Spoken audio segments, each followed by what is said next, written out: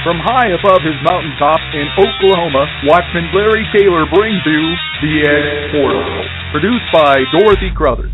The data. The Creator, He's bound by no such rule as time. He's at the beginning, at the end, and in the middle, all the way through, all the time. You want answers? You want answers! I want the truth! You can't handle the truth! Data? Son, we live in a world that has walls, and those walls have to be guarded. Who's gonna do it? You. Very simple.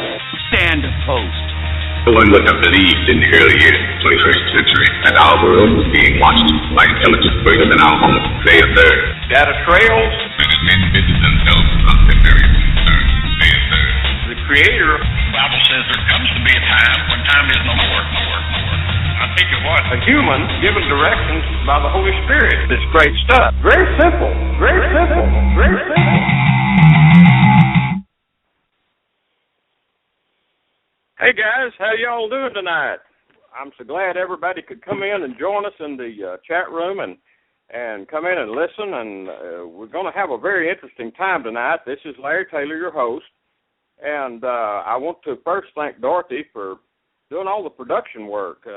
She does an incredible job, and I appreciate her so much. And tonight, this is a special night. We have really come into a time, and I'm getting email questions and comments, almost by the day of people that are just seeing all these things. In other words, so many things that are mentioned historically, biblically, mentioned in other books, publications. You got people all around the world talking about different types of activity, and all of these things, and I want to stress that again, all these things seem to be popping off. I started to say happening, but really they're beginning to pop off at this time in history, and this is a very, very interesting time. Recently had a show with Stewart, and he's on tonight too, that we talked about some very interesting stuff. But we are facing a time in history really that I don't think we were ever, totally prepared for. But I don't want to talk. I want to listen to the guys that are here tonight. They've got incredible amounts of data stored away, and I want them to pull on that data, and I'm going to let them start to just put this show together, and we see where it goes. But tonight, I want to introduce one of the most incredible people I've ever talked to, and that is Stan Deyo. Welcome. Thank you for the invite. I guess we'll have quite a stellar group of people here to talk tonight. Oh, my. Stan, it's going to be interesting, I'll tell you. And someone that actually I've done a couple of shows the last week with, Stewart Best is here tonight, and I'm really expecting some interesting questions out of Stewart and some comments. Welcome, Stewart. Well, thanks for having me. Appreciate it. Thank you for showing up. And another one, if he's here yet in the queue, is Augusto Perez. Are you there, my friend? I am here, Larry. Good to be with you all. Thank you so much. I pondered, probably not lots of hours, but I pondered a little bit on how to really do this show, and so what I have decided is not really to do this show.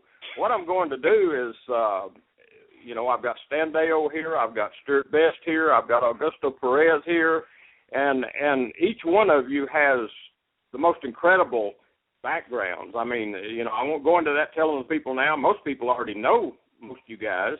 But what I'm going to do is I'm going to start this show tonight out with Stan. I want you to, if you would, there's something special you brought tonight you want to talk about, go ahead and begin with that, and then I'm just going to let the show kind of unfold. And Stewart and Augusto, you guys, you're both radio hosts. I mean, you guys know how to do it. Begin to pull questions and information out of those large side bags I see you brought with you, and we'll just see where I call it a conversation. I think Stewart kind of brought that up one time years ago, and it really does fit. This will be a conversation of where we are maybe and where we're going maybe, and the questions go ahead, Stan, and just go ahead and open us up with something that you might have brought to talk about or something on your heart. All right. Before I start that, let me say hello to Augusto and to Stewart. Good evening, guys. Well, Hey, hello. Stan, how are you? Good. Over here in Colorado, temperatures are starting to drop, and I suppose that kind of tells us it's time to have a nice little fireside chat. Hey. Sounds You good got to me. that right.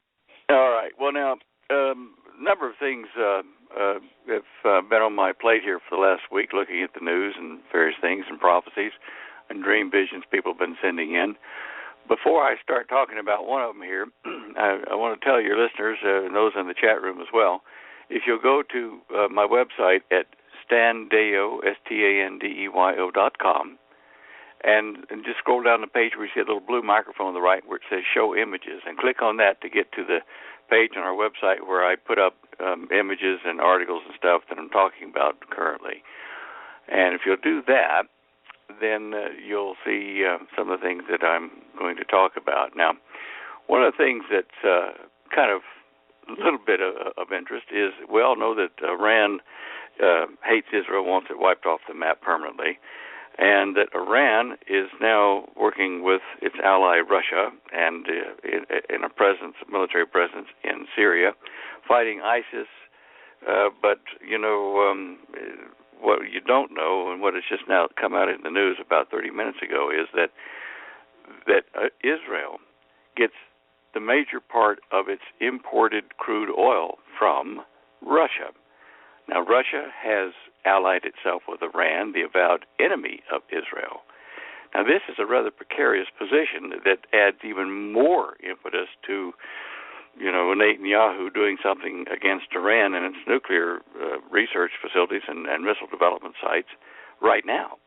I mean, Israel doesn't have its own oil, like its refineries and stuff to compete with the Russian imports at the moment.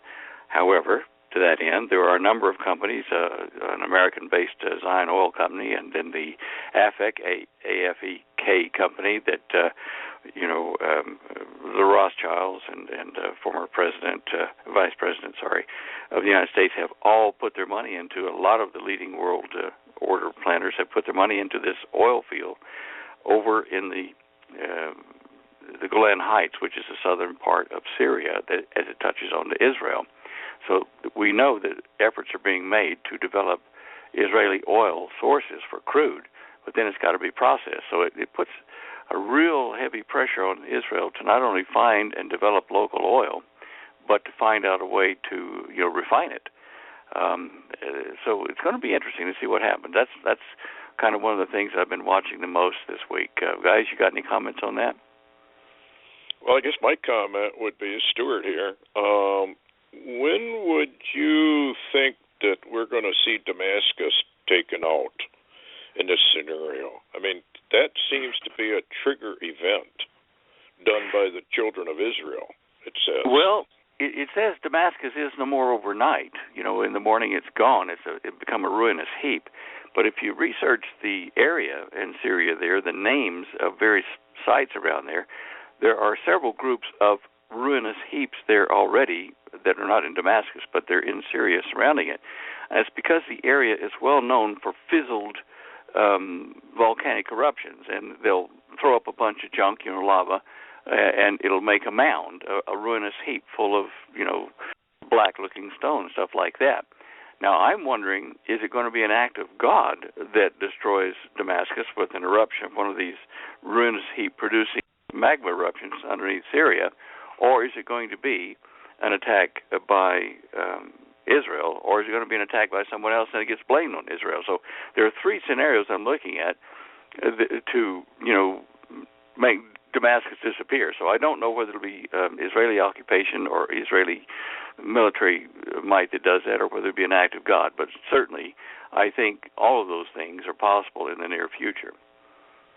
It's kind of fascinating because I'm sure you're familiar with all of the hype on TVs, movies, cartoons about September 23rd and all of that. So I was just kind of wondering whether something happens which forces either Netanyahu or whoever to, like you say, blame it on Israel. I mean, after all, they got to have a scapegoat. Anybody could do it and then blame it on Israel. But do you really think that could happen this quickly, or is this down the road a ways? Augusto, I don't know. The situation militarily in the Middle East is quite complex at the moment. There's an Arab bloc that is aligning itself very quietly at the moment with Iran and with Saudi Arabia. I think Iran at the moment is the leading organizer of this Arab bloc of countries, and definitely they're looking at disappearing Israel. Now, Iran seems to have the military hardware.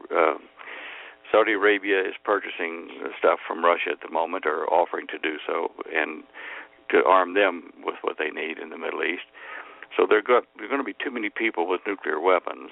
Israel has its own, don't get me wrong, but with all of these things already present there, and with the media hype that Iran is putting out against Israel, the deadline is sometime this year, I think, as far as Netanyahu's plans. Nobody knows exactly. But I think that he has to move this year to do that. Now, whether he takes out Damascus at this point is another issue. But I know that he has to look at the Iranian source of nuclear missiles, or nuclear-tipped missiles, to hit Israel. That's his clear and present danger. Now, the Russians, are we looking at the Gog-Magog invasion of the symbol forces, including the Germans, to come in there? I haven't seen a German presence in the area. But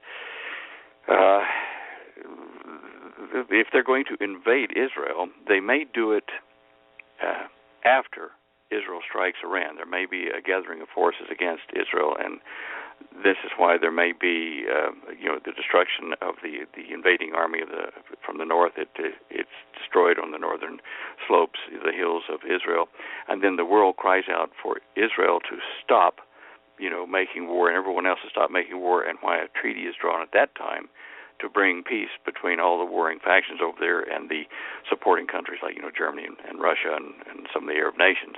So in that respect, I'm seeing two things happen.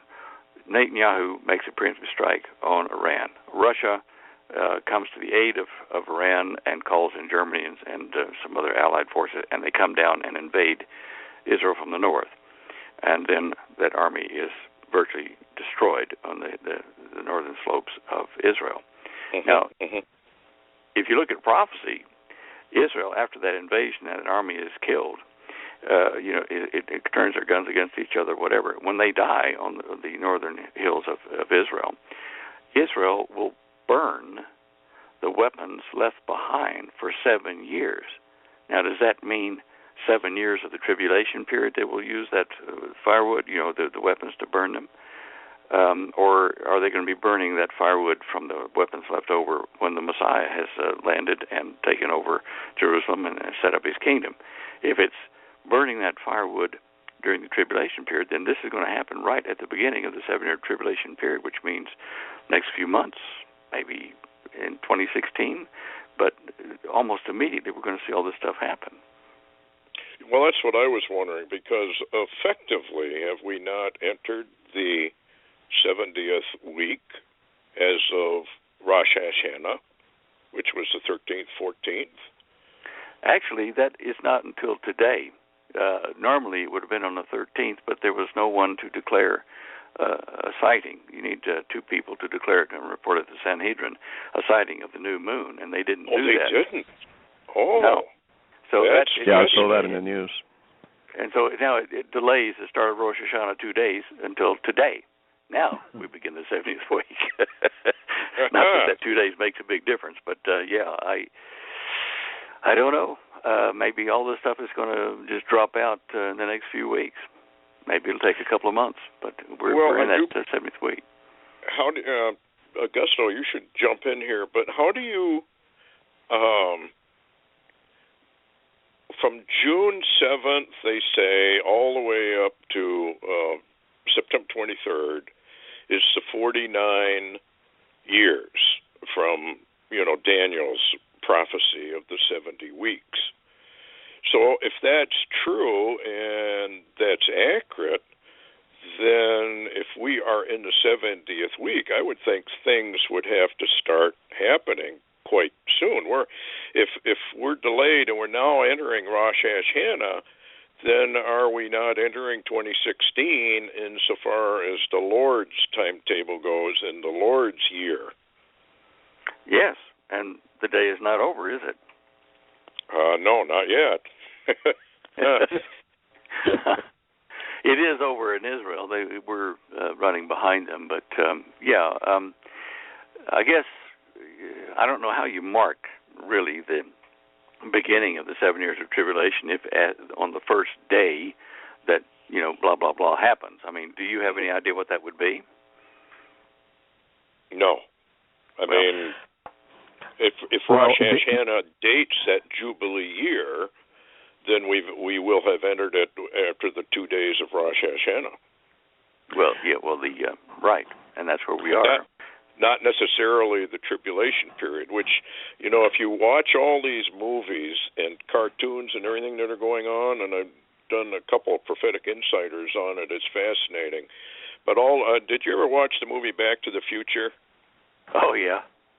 Well, that's loaded with occult symbology, and it's also loaded with 9/23/2015. They all point to 9/23/2015. Well, what I think is going on, and this is Augusto. Yes. Stewart and Larry and Stan. What I think is going on here, and I don't understand all that these guys are trying to do. I'm talking about the New World Orders, the Illuminati, whatever people want to call them. But one thing that I do know, and of course, we can go back and forth about the 70th week of Daniel and all these things. But one thing that seems clear to me is that this next year, 2016, has been targeted by these individuals as the coming of many things, many things, among them the New World Order, the arrival of the New World Order. They have targeted that year as actually begins this year. Actually, it begins in September. It's supposed to begin in September. It does not mean that everything is going to happen in September, but I really do believe that things are going to begin happening in September, and then next year we're going to see this thing evolve into a massive war, which could start this year. I mean, it could start tomorrow. It could start today. But I do believe that there are some common threads even in Muslim history and in the Hadith and in Christian prophecy and in many other people, experts that have military experts and so forth, that they all agree that there is going to be a nuclear holocaust that's going to happen soon. It is inevitable. There are people in the United Nations. There are U.S. military experts, Russian experts. Look at what's going on with North Korea. Look at what's going on with Iran. Is being armed by Russia. Russia is caught up with NATO. I was reading an article today, and the U.S. is alarmed. The military is alarmed that they have finally caught up with NATO, and in certain areas of the military. And so, how long are these people going to wait? So 2016 is very important. And, according to Muslim prophecy, the Mahdi is going to appear. And he's going to appear as a nuclear war has taken place. And he's going to appear right after, maybe during or right after the war to establish his new world regime, his new world order. So one thing we do know is we cannot, know with any exactitude how this thing is going to pan out. But we do know that there's going to be a war. That is a given. It is going to happen. It's probably going to involve Syria. Look at the armaments being shipped there by Russia. The military Russia is amassing there. It's going to involve Iran. Look at the new treaty the U.S. made with Iran. Iran is arming itself to the teeth. It's going to involve Israel. And is going to involve probably NATO, the United States, and probably bring in other parties like North Korea and China. And this thing is going to be the mother of wars. And, the Bible talks about it. A lot of people are going to die, and millions and probably billions are going to die. And so right after this, probably, or maybe in conjunction with this, I also see cataclysmic events happening, which we don't have to get into right now. Maybe we can touch on this in the second hour. But I see many of these things beginning to come to the fore, like you were mentioning, Stewart, in hidden messages. With these people, they are experts at the Illuminists, the Masons. They're experts at foretelling, events through the media, through movies, through commercials, and so forth. And they have been doing a lot of that. And so, for some reason, they have targeted September 23rd of this year. What it is, we don't know. We will find out. But the Pope coming here, meeting with Obama, meeting with the both chambers of Congress, meeting, then going to the UN. What is he going to be talking about? I don't think anyone knows with any precision.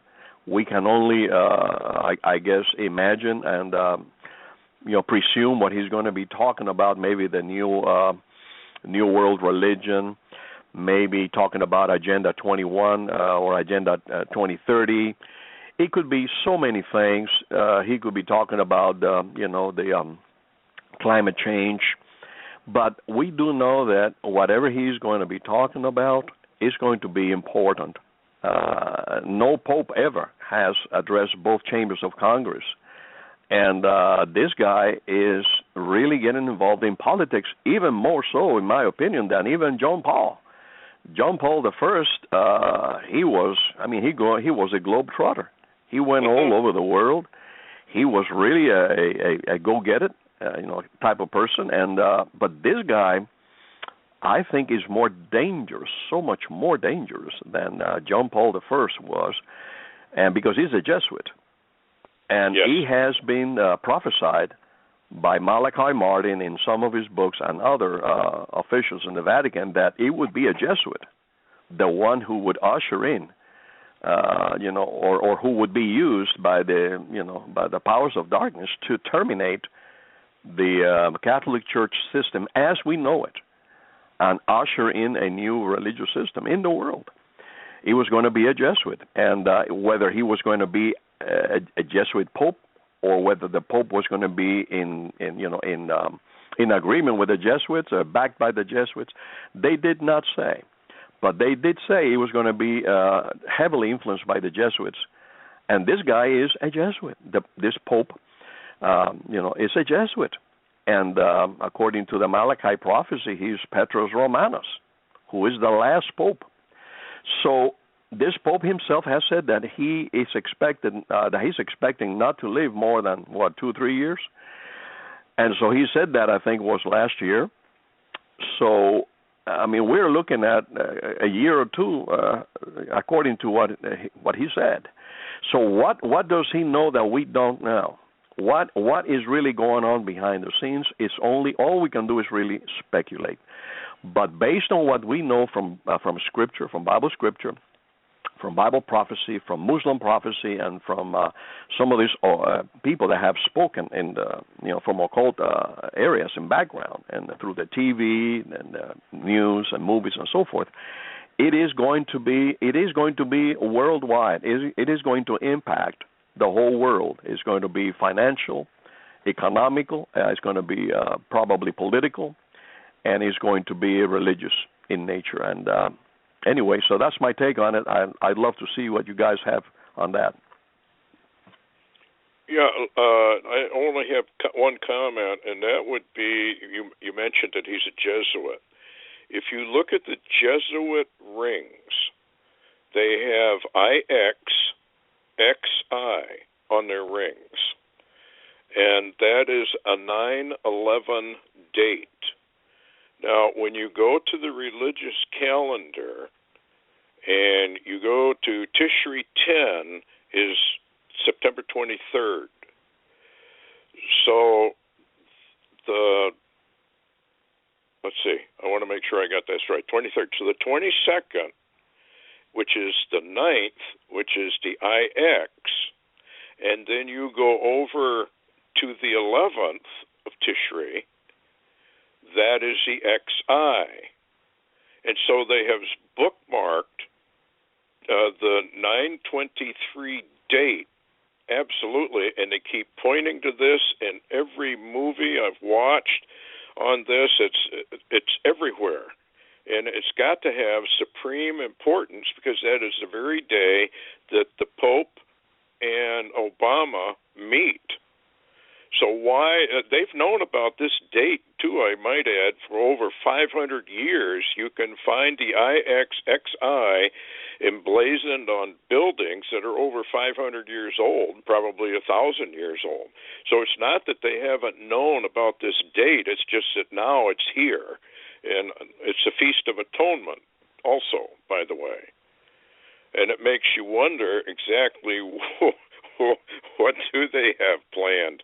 If you watch the movies, they've got an asteroid impact, they've got economic collapse, they've got a tsunami, they've got all kinds of scenarios that these movies and everything are kind of implying might happen, like the movie Deep Impact has the date of the 21st through the 22nd. There was another movie just released, Evan Almighty. He's the modern-day Noah. And God tells him, be on board your ark by noon the 22nd. Have it all finished, because if it isn't, you will be. These kind of statements are showing up everywhere. I don't know. What do you think, guys? Well, let me say, Stewart, I do see the importance of this Day of Atonement, the Yom Kippur Day.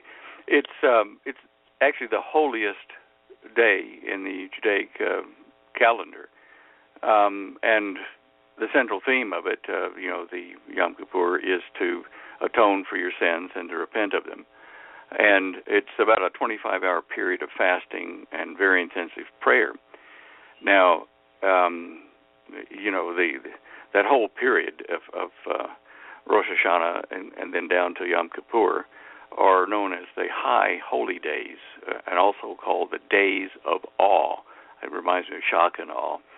Now, if the start of Rosh Hashanah was delayed 2 days because of the new moon not being reported as it was supposed to have been on the 13th because of the dust storms and stuff over in Israel at the moment, then we might see that the second day that we're worrying about, that would be on the, on the 17th, wouldn't it? Which is, again, a day or so away from now when things may start, as far as seeing something happen at the beginning of Rosh Hashanah this year.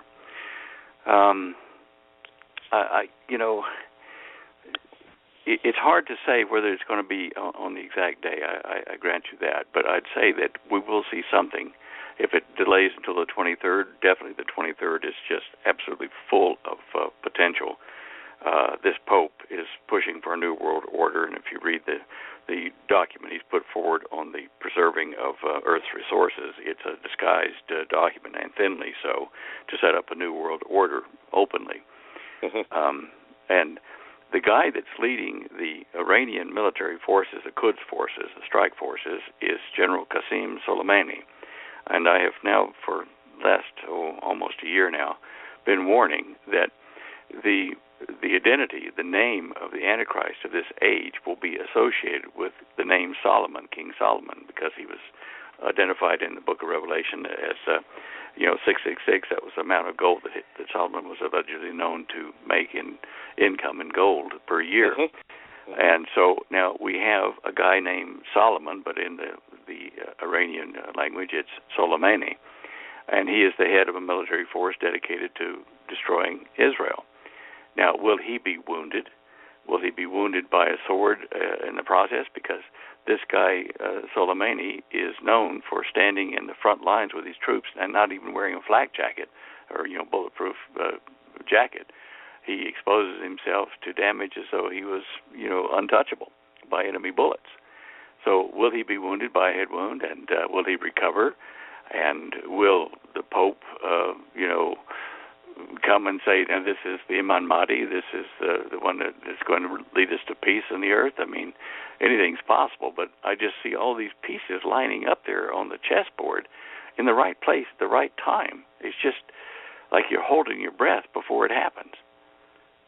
Yeah, I know people are getting very, very nervous, getting a lot of phone calls that people are getting, they feel something's coming. They're not sure what it is, but they just feel like something's going to change, and when it does, it's going to change abruptly. Yeah, I don't know about everyone else, but I've been feeling for several weeks now a kind of like a spaciness, like a big pause on what's happening around. They're just, you don't make long-term plans or things when you feel like that. You just feel kind of apprehensive, I guess is the word. Well, let me share something real quick, because what you just said, brother Stan, is very, very good. And the reason I'm going to say this is because it started about a few months ago, a few weeks ago actually, maybe months, and I was in prayer, and I heard the voice of the Lord clearly say to me, "There is a time to be hidden." And I heard that in the spirit. I said, "Did you just say that, Lord?" And then he said again, "It is time to be hidden." I said, "Give me a scripture." And of course, he gave me that scripture. I mean, it was incredible. It popped in my spirit. And I went there, and sure enough, there he said, there's a time to be hidden, and so anyway, I put that on the back of my brain, and I kept it in my heart, I said, for sure this was the Lord. But I already had scheduled a trip to Ecuador, and so I went ahead with that, and as a result of my disobedience, things didn't go as I planned in Ecuador. I mean, it was like one of the most incredible times of warfare I have ever faced. While I was there, I heard the news of one of the, of a friend of ours that Larry knew and I knew, and he passed away. He was a prayer warrior also in the ministry, and he was taken. And other people that I know have been taken, have died.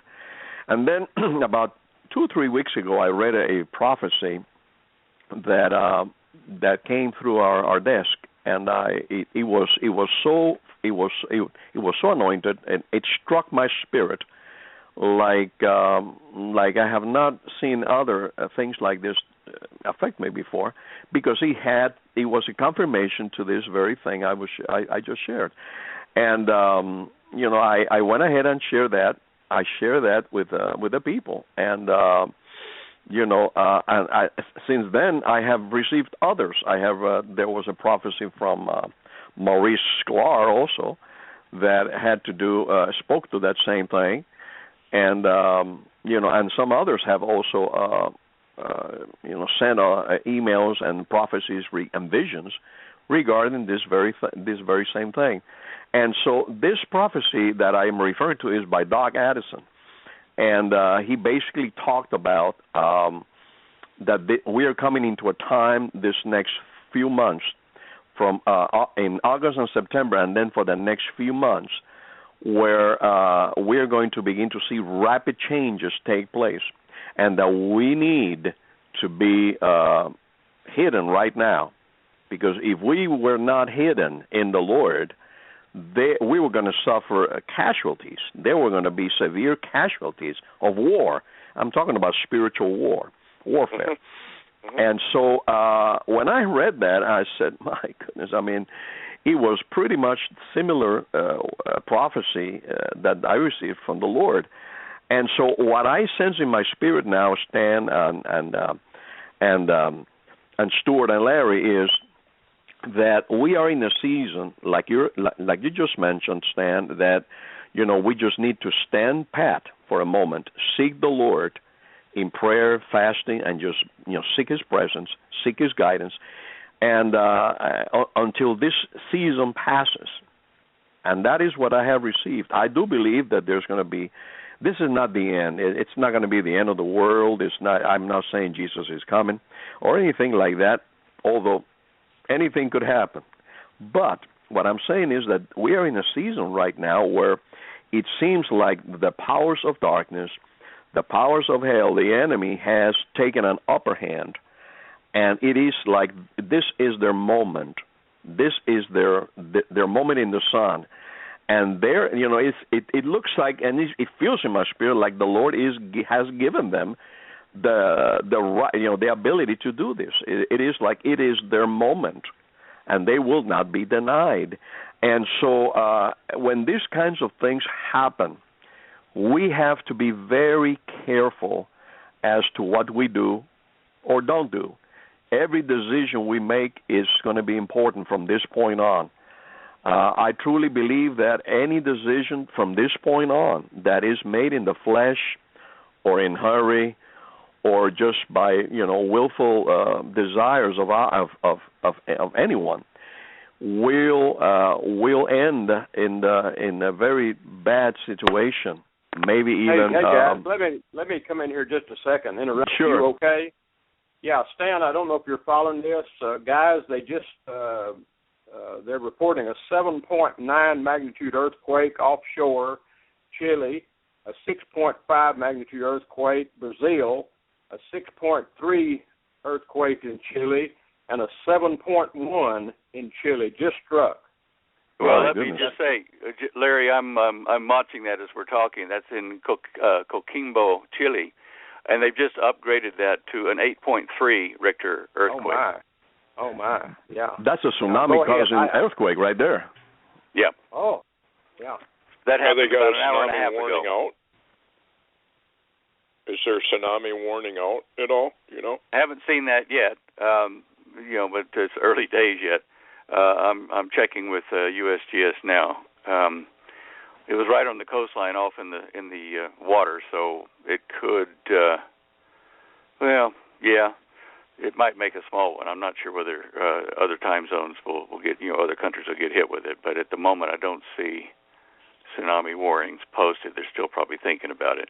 That happened about an hour and a half ago, or that series of them. So they should have had some warning about tsunami if it was going to happen, I think, by now. Anyway, we'll keep looking. Yeah, you watch Earth changes quite a bit, all of you guys. So this just seems to confirm where we are on this thing. Doesn't it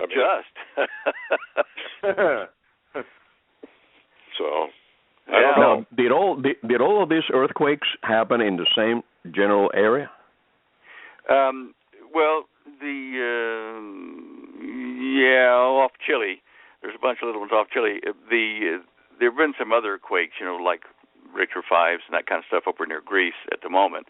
But the data is still coming in. When something like this happens, you start to get aftershocks and sympathetic shocks from other places. I don't see that happening here. Let's just see, quakes. What would the antipodal area from that part of Chile be on the other side of the world? Does anyone have any idea right off the top of your head? Not off the top of my head. Let me see if I can pull up an antipodal map here. Quakes, antipodal maps.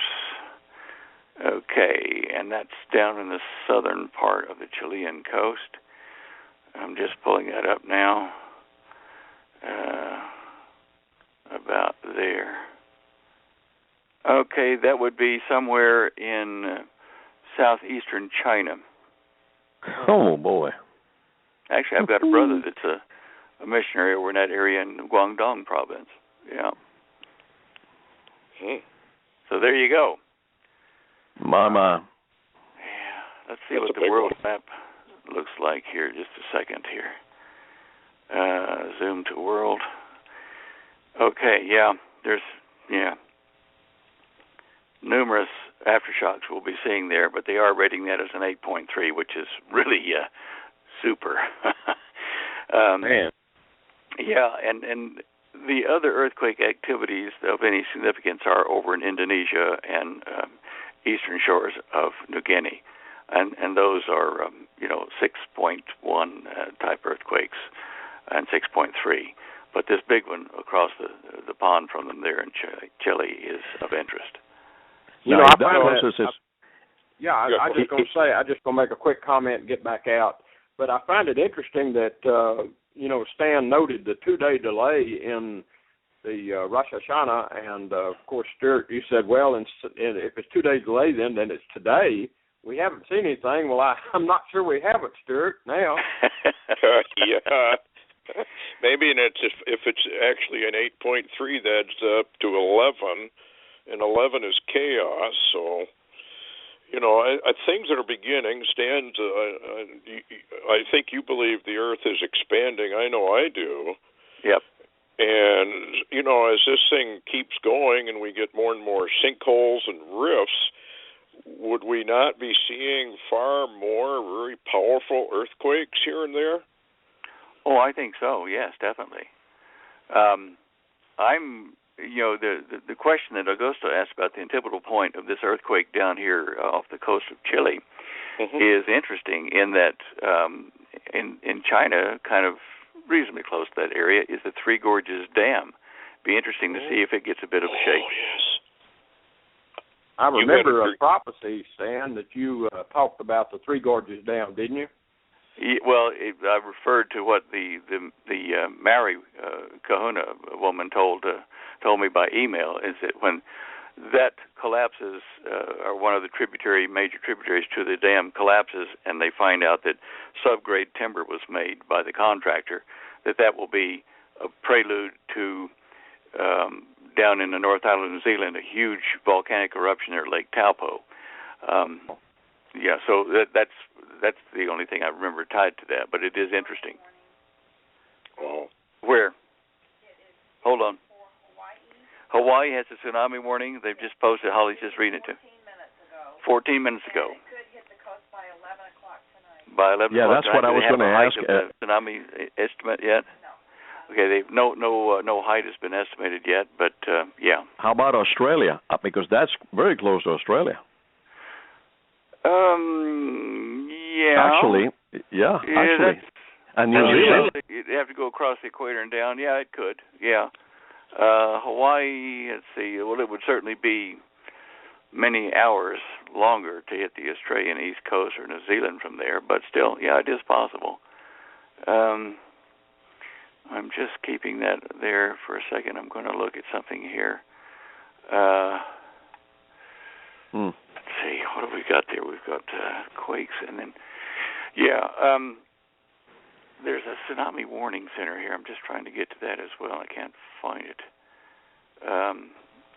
Anyway, there is a thing posted. I'm just trying to find the height of the tsunami that they're talking about here. Just give me a second. You go ahead and talk amongst yourselves there while I'm looking at it here. Did they say how deep the earthquakes were? Well, that may have a part in how bad this thing is going to be. Yeah, just a second. Let me see here. Depth is 25 kilometers, which would be about 12, 15 miles. It's up in the shelf, in the mantle. Yeah. It's not a really deep one. It's a shallow one. Oh, well. As the Earth expands, we're going to see all kinds of things anyway, I guess, aren't we? All right. You had a dream too, Stan. I did. Hold that thought 1 second, okay. Stewart. They just said they've updated. USGS says the quake was only 5 miles below the surface, so it was very shallow. Oh, that is shallow. Yeah. Oh, yeah. All right, go on, Stewart. What was your question about? Well, didn't you have a vision about a meteor shower going up the Californian coast, and then some of the volcanoes took off? The reason I bring it up is because a lot of these movies are portraying a meteor shower and a meteor impact right around the 23rd, 24th, 25th, 26th, somewhere in there, depending on what movie you watch. Yeah. But Yeah, I did. It was two dreams, actually. One was, back in 96, I think it was, in January. It's up on our website anyway. But where I saw flaming things falling down, first a few, and then more, like it became like a shower, looking out over toward the northern part of California from a position here in Colorado in the desert area. And they weren't like streaks like meteors are. They were like burning flaming objects that were slower, like burning things coming out of a volcano.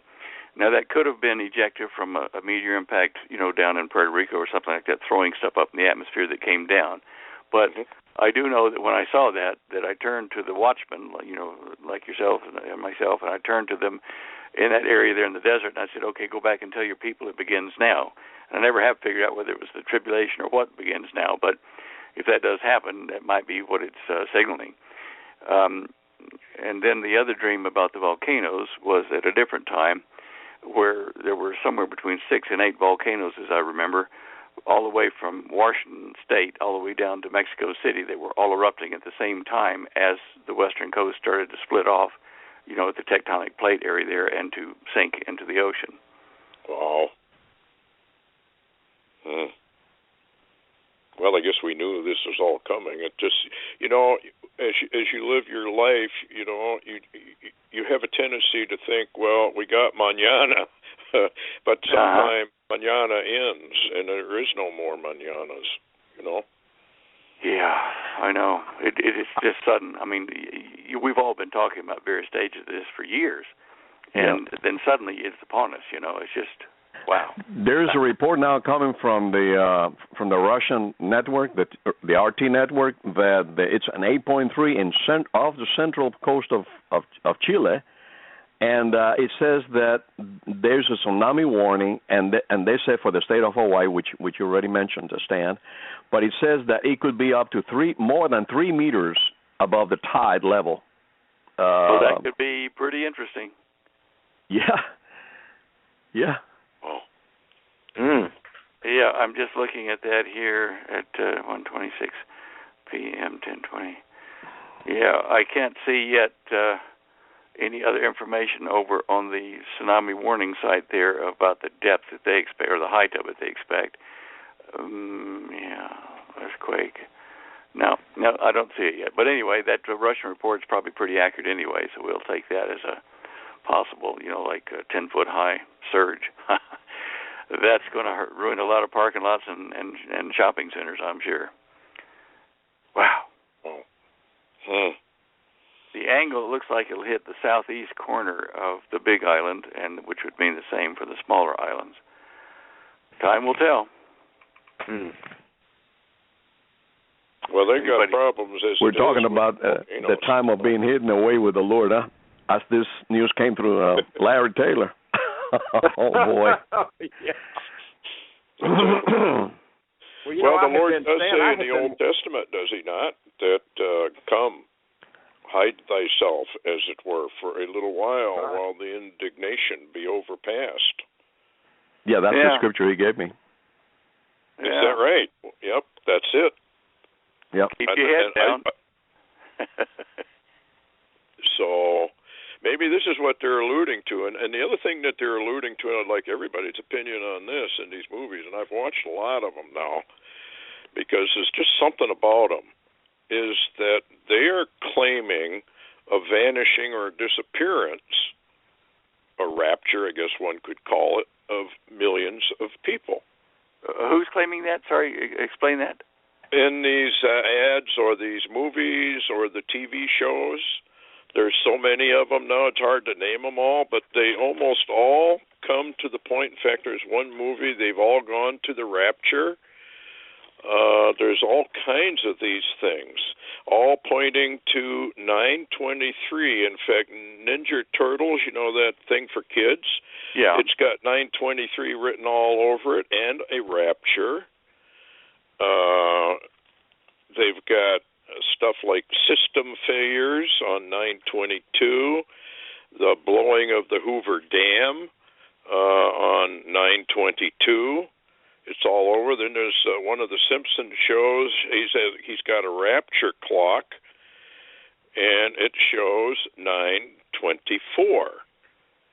Interesting. Very interesting. And then they have another one, EMP Asteroid Impact Event, Simpsons, and that's on 924. You may remember the cancer thing they had on T-shirts when they were fighting cancer. They had an S, a pointed arrow up, a 2, and a C. And that would be September 23rd, because C is the third number in the alphabet. And what's interesting is that CERN, LHC, if you add it up and you A equals 1, B equals 2, or C 3, it adds up to 23. It's not like they don't know what's going on. I think they've planned this forever. And they keep saying something else, and this is interesting. I like Stan's take on it because he's got the scientific mind here. They keep saying, we're out of time. We're out of time. There's not much time left. It's like they're running against a clock. And then I begin to think, well, you know, Antichrist comes at the appointed time, but the rich men of the earth don't appoint that time. The Lord appointed it. So maybe they know that their time is up. Well, whether they know whether it's up or whether they think it's going to be their time to rule with Satan, I don't know. They're going to get a surprise one way or other. The Illuminists are going to be, you know, done away with by Satan eventually, because who trusts a traitor, you know? That's right. Boy, yeah. Boy. I don't know. It's weird. Well, I'll tell you what, talking about time also, I don't know if all of you guys know Dan Gordon or not. You know, I interviewed him recently on the new book that he just put out, and talking about Israel. You know, he's in the Israeli military, and, of course, he lives over on the West Coast. But when I was talking to Dan, I asked him, because a lot of the especially the Gaza situations, you know, he's went over there and fought for the IDF, you know, during those, and he's an older guy. And I asked him, you know, what they were, because things were looking so bad, you know, that almost reached a point now where they're going to have to fight in Gaza again.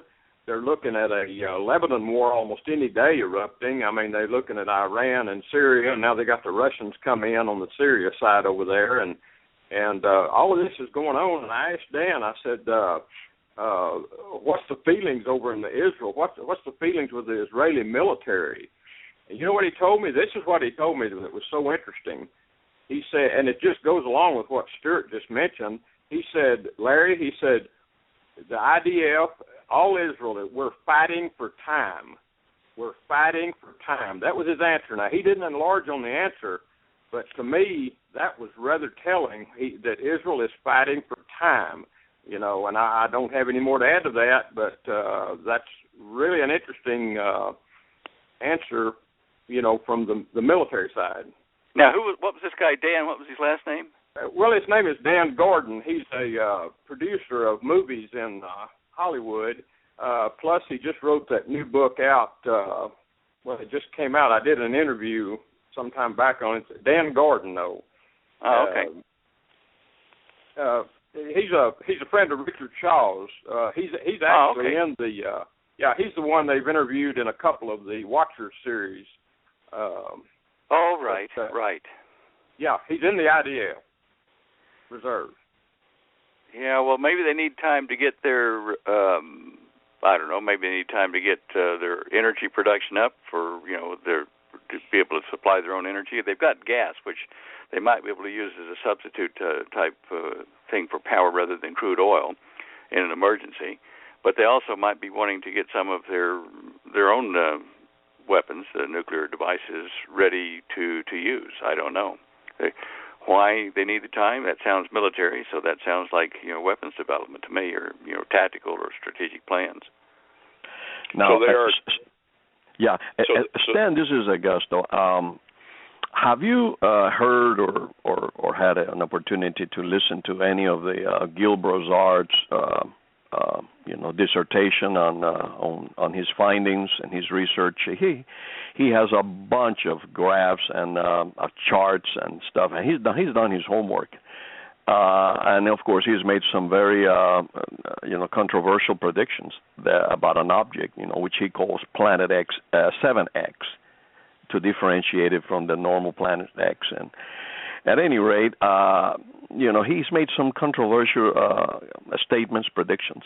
and one of them has to do with this object, approaching, and it cannot. This again are theories. These are his theories based on calculations which he has made, based on different things, and he's made some predictions that we were going to begin to see the effects of the strong, powerful effects of this object later this year, and we'll begin to cite it. See sightings of it at the end of the year, maybe the spring of 2016. And I was just curious if you have had an opportunity to hear and to see some of his chart and his investigative work. No, I haven't. Short answer. Okay. I looked at Planet X. I looked at Nibiru type stuff probably 3 or 4 years ago, and did calculations on the gravitationally stable orbits around our sun, whether they're occupied or not. And I did find one with an orbital time of 3,600 years, plus or minus about 12 years, for era. And it was out at about 75 times, the mean orbit of it's about 75 times the distance of the Earth from the sun. But I've not been able to get confirmation of anything being close enough at this point to, affect the sun or us, or our orbit. Doesn't mean it's not there. It might be, an infrared type reflection surface on it, which means that you couldn't see it without an infrared telescope in orbit, which obviously is government control. Other than that, I haven't done any more research on what, is it here, or, will it affect us? I don't think we're going to see anything that's actually going to collide with Earth or come that close to cause gravitational waves, but something large could enter the system, the inner system here where the inner planets are, and could traverse the orbital ring, if you wish, of say the Earth, and could perturb that. Space is not empty. It's a fine fluid, a fine structure, which they used to call the ether space in the 19th century. But because it's a fluid mechanism and its gravity is a function of spin of that fluid around the center point, which the sun occupies, it can have turbulence generated by another massive object moving through it or very close to it, whether the Earth is there at that time or not. So that could cause a wobble in the Earth's spin axis. It could cause a change in our distance from the sun, very small change. But other than that, I don't know what else to say about that. I have another quick question, and then I'll pause and let the other guys talk. But if let's just suppose, okay, and this is just a proposition that something may happen. If it happens, let's say that some type of rock, meteor, asteroid, whatever, like something that happened over Russia and Tablinsk, I think it was over there. Can't remember the name, but it exploded. That one exploded in the atmosphere, and it was not a big one, and shattered glasses, and it hurts people's ears and so forth. People were taken to a hospital for minor injuries. But let's say a slightly bigger one than that one were to happen, explode, let's say, over the Atlantic, or maybe hit the Atlantic. There have been rumors about that. I'm sure that Stewart has heard about them, and Larry, and all the people listening to this broadcast. If something like that were to happen, and of course there's a lot of speculation about that, but I would like to hear your explanation, based on your, studies and your, what is the word I want to use? Your best educated guess, because it's impossible to predict with any accuracy, of course, but your best educated guess, what would be the effects of something like that, if something like that were to happen? Let's say it is an asteroid, not a huge one, but let's say maybe 1 kilometer, 2 kilometers, or even half of that, but large enough to penetrate the Earth's atmosphere. So it would not explode as it was coming through our atmosphere. It would come through and hit the ocean, let's say the Atlantic Ocean, in the area of... many people have said it could happen in the north coast of Brazil, somewhere around there off the coast of Venezuela. What could your best educated guess? What could we expect from an event like that? Well, depending on the size, and certainly don't put it any bigger than half a kilometer, but you will see a bright, probably be greenish glowing object coming down, looking somewhat like a Roman candle at 4th of July from a distance. I know that because I watched one come in that was much smaller than that down in Australia one night. But there will be a few seconds as it traverses the atmosphere and then impacts. And if it impacts in a body of water, like about in the Pacific, there will be obviously a large energy release there physically and thermally, the heat. It'll throw water, obviously splash water out all around it and produce walls of water that might be several hundred feet tall when they reach the coastlines. Depending upon the angle of the attack or of the impact, it might go more toward China than toward the United States because we're spinning from the west into the east, so it might go that way. The ejecta cloud thrown up would certainly produce a cloud of dust and stuff that would encircle the globe within a few weeks, and that would give us a nuclear winter, which would mean that crop production all over the planet would be greatly impacted, and you could expect famines to follow that. And at the time that famines are pressing, it's going to be a call for war between countries with resources to feed their people. So war would break out. So you can see the horses, the four horses of the apocalypse or of the book of Revelation could well be triggered by such an event. And it does mention later on in the book of the Revelation about a star, bright object, falling into the oceans and killing a third of the sea life, and the heat of the sun burning a third of the trees and the green grass and boiling the seas. And there are a number of things that do indicate something wrong with the sun, as well as an impact of some object into our oceans and polluting it. All of these things do indicate a compromise of our major resources for food and water, and oxygen as well. So at that rate, you can see how all the other things would follow, death and famine and war. That's what I see. If something like that happened, it would be certainly a major trigger. Well, in the movie Deep Impact, yeah, they had the coordinates just off Puerto Rico and the emergency supplies they had in the movie were the zip code for Puerto Rico.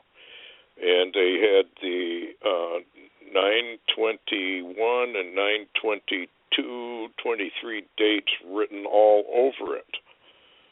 And they called the caves the Ark, our new Ark. I didn't remember that. Wow, yeah.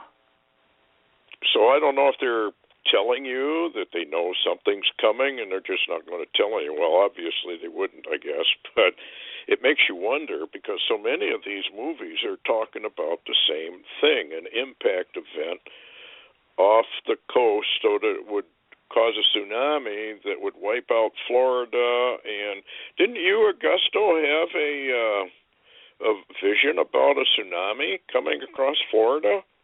Yep. I have had several, as a matter of fact. And one of the last ones I had, I'll just share that briefly. It's posted on our website. I was home in Miami, where I grew up.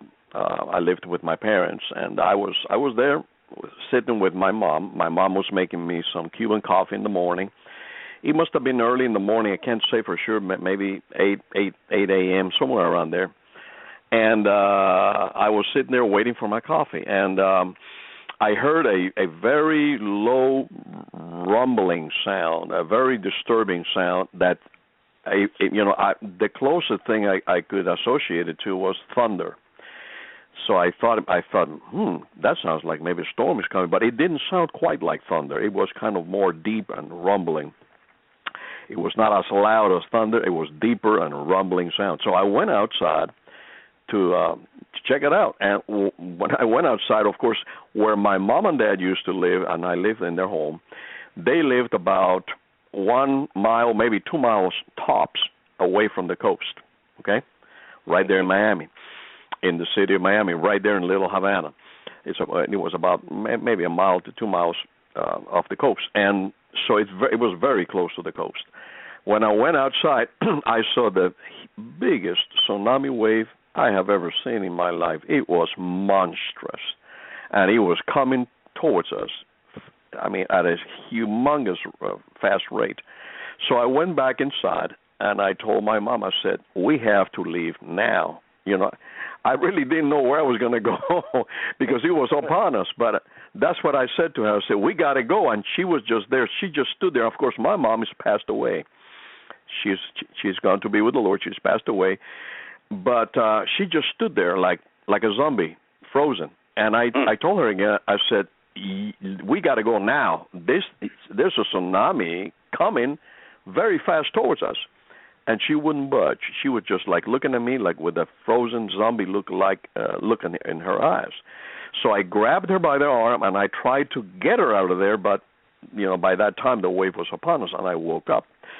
And what I got from that dream was, that vision dream was that this is the condition of the people when you tell them that something like that is going to happen. They look at you with this kind of zombie eyes, you know, like they are just hypnotized, and they just cannot make a decision. They just cannot move. She was frozen. And that was the last one I had, Stewart, and I have had others. In all the other visions I have had, I have seen the water from this tsunami come inland anywhere from 25 to 50 miles. I saw the East Coast, you know, and it varied all the way from the top of Maine down to the tip of Key West, and I saw the land covered with water about more or less 25 to 50 miles. In some places it was more, in some places it was less, but I have seen that several times. So I know there's been other people that have seen the West Coast. Maybe I haven't seen the West Coast, any visions of the West Coast, because I guess since I live in the East Coast, the Lord has made me a watchman over this region. Probably people over in that region of the country, they have had experiences about a tsunami hitting that part of the country. Also, I believe there's going to be both Pacific and the Atlantic. And you know, when these rocks start coming down, I have seen that too, like fireballs, and they're going to start falling all over the place. And unless we have the protection of the Lord, there's no place to hide. There's really no place to hide. And so I believe that the fact, and by the way, while I was talking about that, you know, what the Lord was showing me, that this was a time to hide in Him. And then Larry came and shared that news about this gigantic earthquake, this humongous earthquake. I think that was prophetic. I think that was a prophetic moment in this evening, and that was probably the highlight of this evening's meeting. That was very prophetic. It was like an exclamation point from the Most High saying, "Here, yeah, you better hide with me." Because these things are getting ready to happen, and they're beginning. And my goodness, what a time to be alive! Oh, exciting! You know, yesterday, our time probably about 22, so about 3 o'clock in the afternoon yesterday, a comet appeared on the SOHO Images satellite looking at the sun, headed straight for the sun. And that comet, you can see the trail streaking as it headed for the sun. And about about 6 hours later, it disappeared into the sun, and that would be pushing it into this date, the 16th, early today, or just at the end of the 15th. Might be another harbinger, as you were talking about, of something happening. I don't know. Like Comet Lovejoy that everybody thought was going to be destroyed. It kissed the sun and survived. Like Psalms, kiss the sun and you will survive. Yeah, Larry, yeah. you had a vision too about rocks. Remember that? Oh yeah. I did. Are you talking to me, Stan?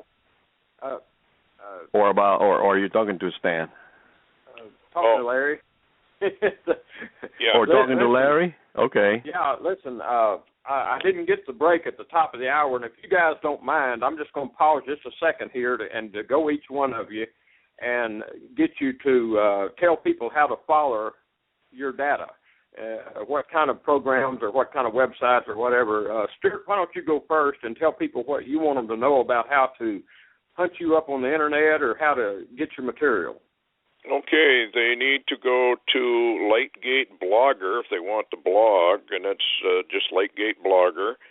The other one is thelightgate.us, and then we have a membership thing for Night Shadows. We also have the radio show Night Shadows, and that's about it. They can connect on there if they want, on Blog Talk. Okay. Stan, where do you want people to follow you or watch for your data?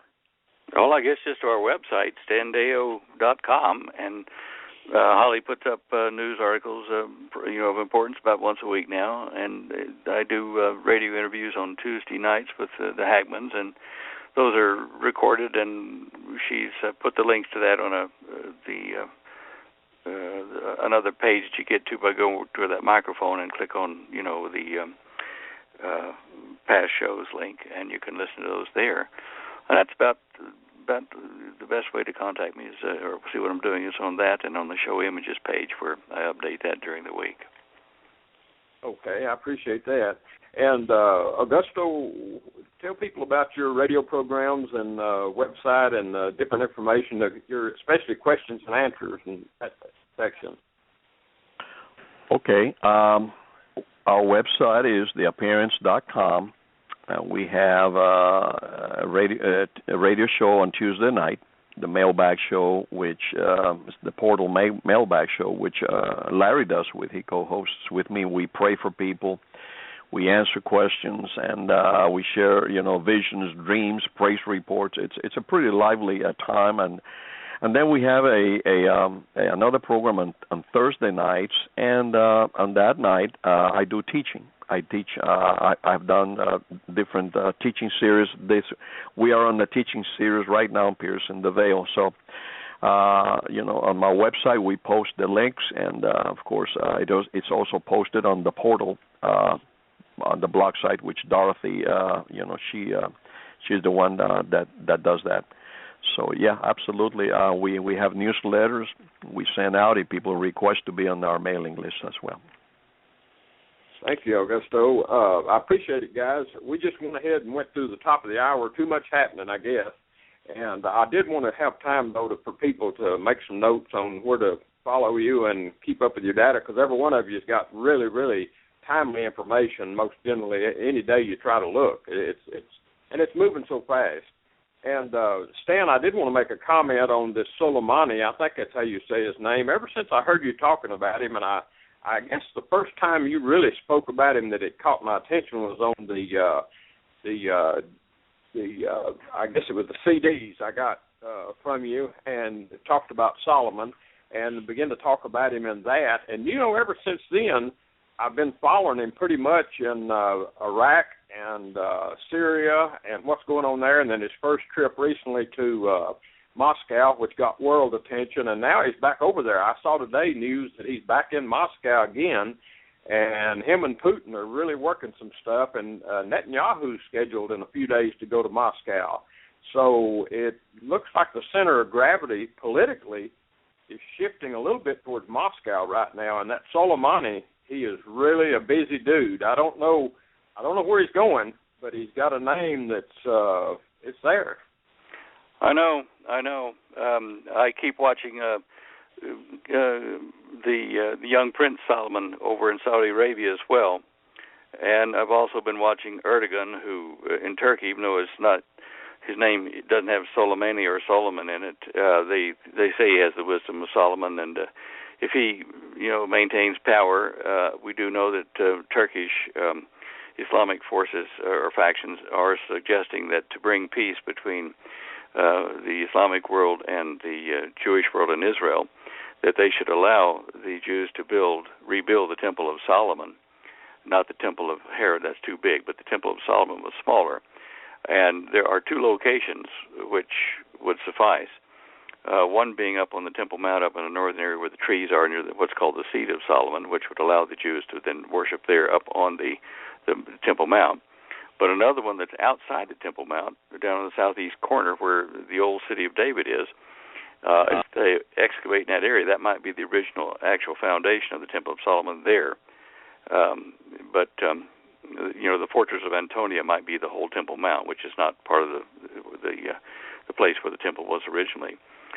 But anyway, yeah, those things I'm watching Erdogan because Turkey was putting forth that idea, and if he was in charge of Turkey at that time and organizing and rebuilding of the temple there, that might make him a good candidate for, Antichrist or possibly for false prophet or something later. I don't know. Well, I'll tell you what, I wanted to pick your brain a second, Stewart. If you would, you said something on a recent radio show that really picked my ear. You actually called Obama Lucifer. Yes, because he is if you go into Isaiah, he's king of Babylon.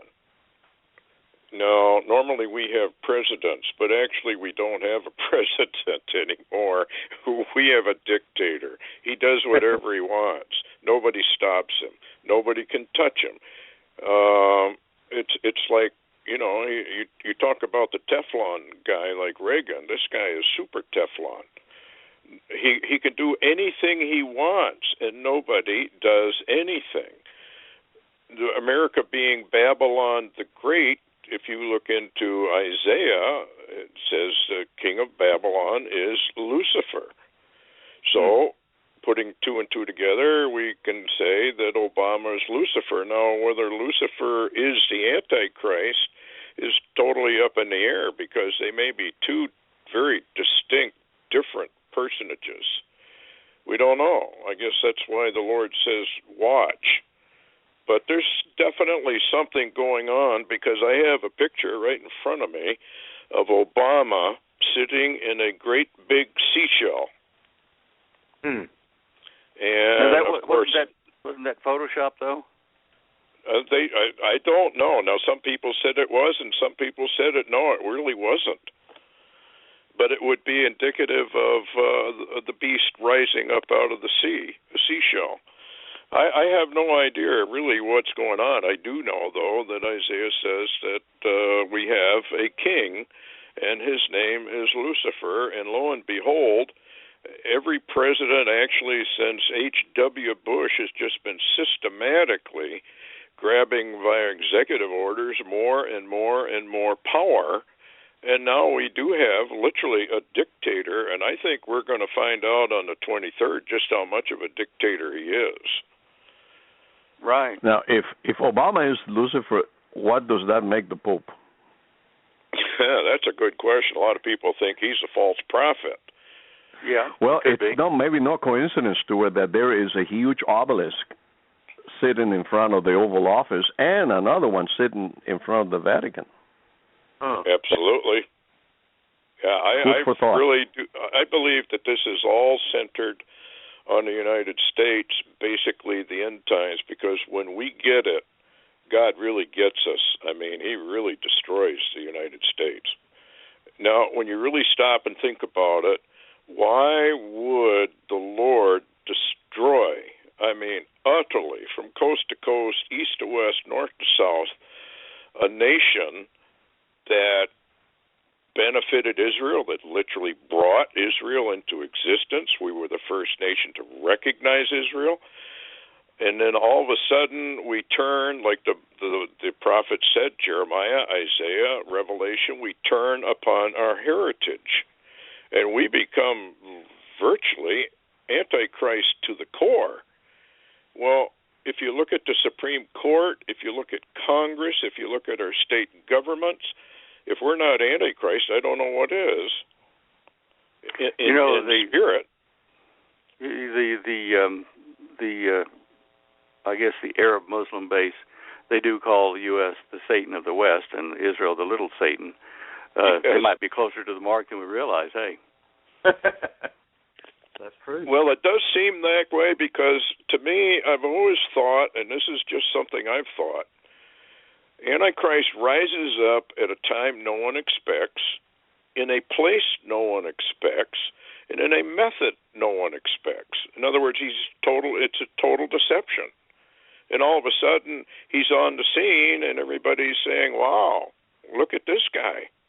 And you remember when Obama, this is very, very interesting, and I'll throw it out there. Obama gave a speech on October 29th, 2008. And in that speech, he said, I'm going to change America and the world in 1 week.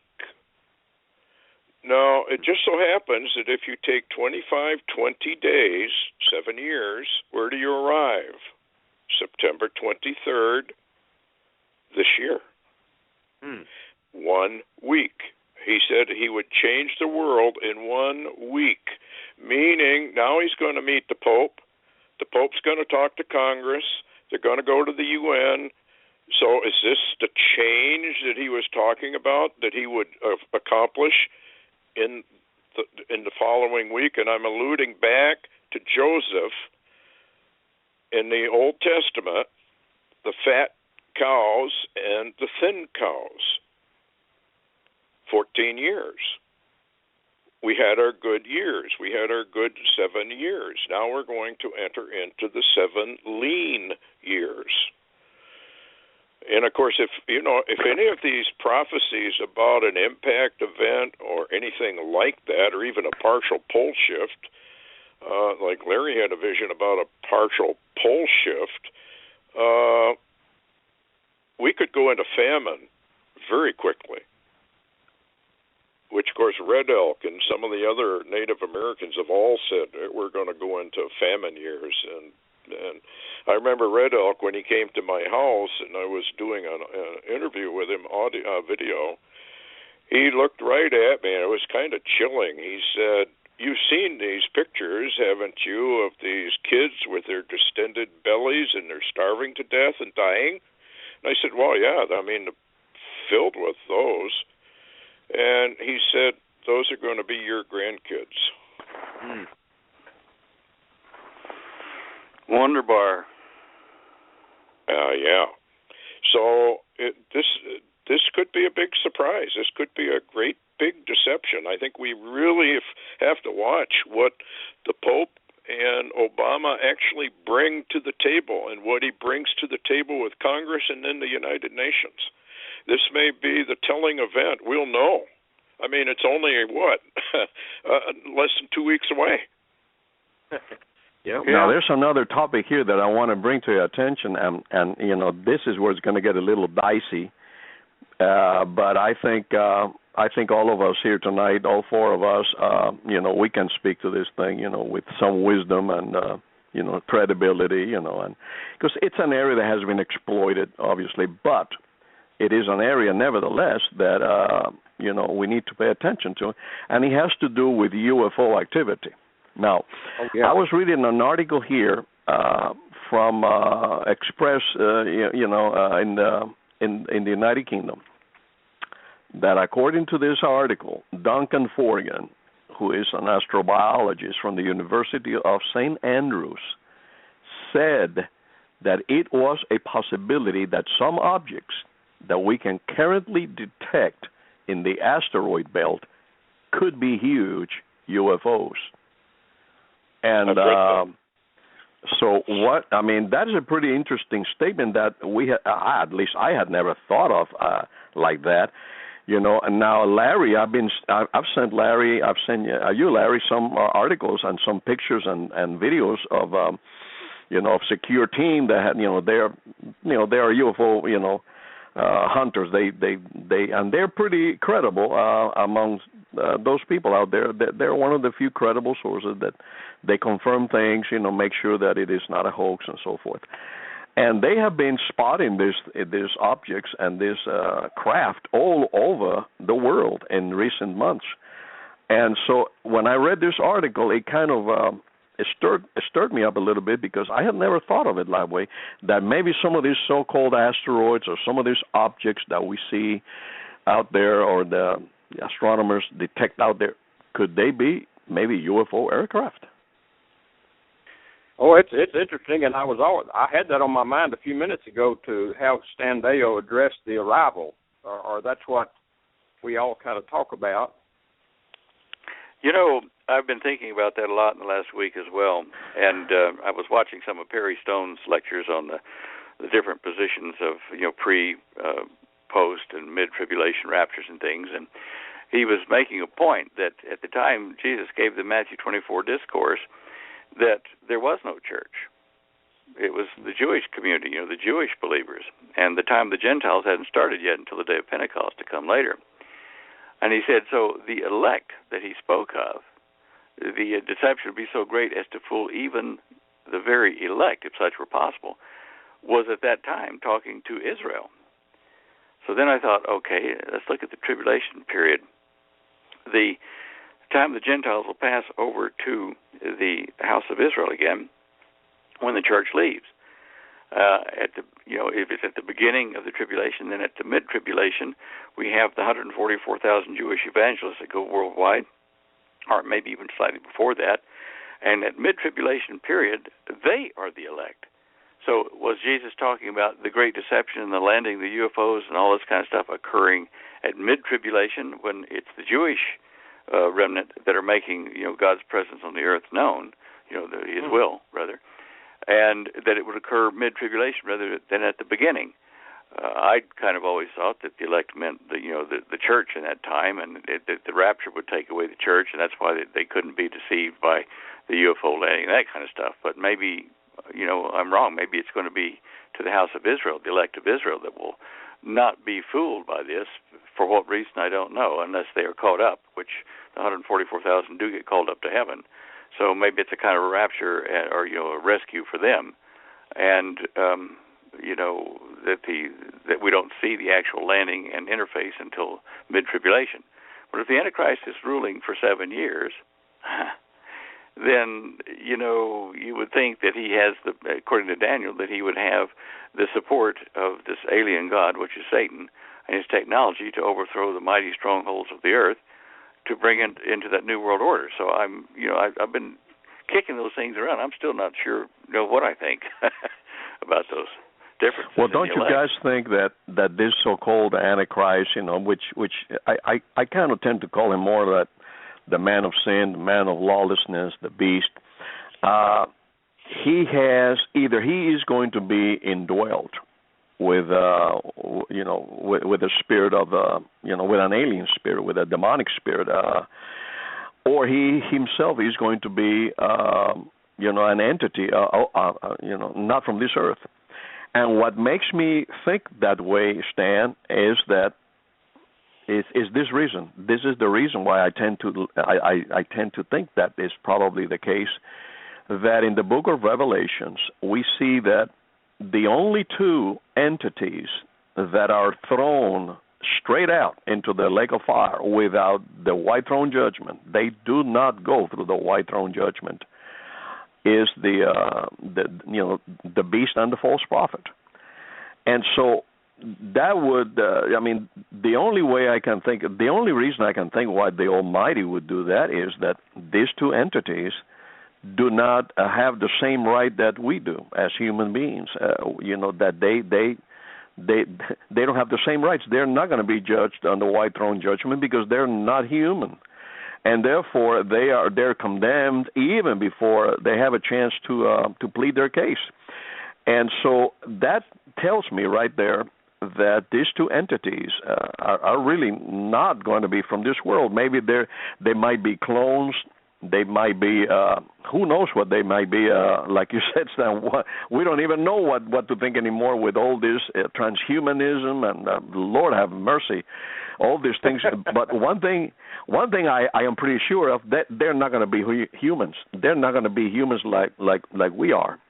And so this kind of leads me to the conclusion that whatever is going to happen, whoever is going to implement this new world system, has to be somebody not from this earth, and or somebody that is not human, at least either man-made, clone. Who knows if they picked up some DNA from from ISIS, from Nimrod, that and there are many people that allege that the main reason that the U.S. went into Iraq was to extract DNA from these tombs that they had over there, and they raided them tombs. And maybe Stan has some information on that, but I mean, who knows what's going on? Who knows what their plans are?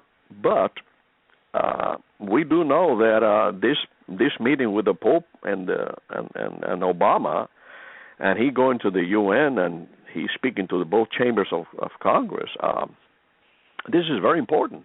There's a lot of people talking big about this and preparing for it, and I mean, so we just don't know. There's so many things going on at the same time, so many variables to this equation that it is almost impossible to come up with any with any idea of what really is going to happen.